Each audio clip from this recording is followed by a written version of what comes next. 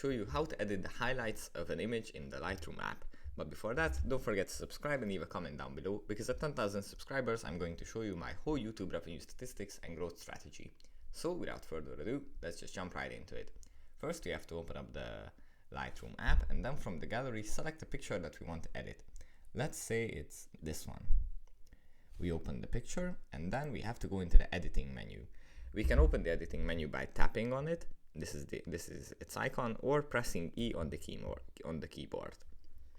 After we open the editing menu, we have to find highlights, and under it there is a slider. If you move the slider to the left, the highlights are going to become darker, but if you move it to the right, the highlights are going to become brighter.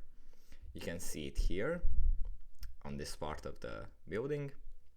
If I move the slider to the left, the highlights are darker, and if I move it to the right, the highlights are brighter. So yeah, that's pretty much it for this video. Hope it was helpful for you guys, and I'll see you in the next one. Bye.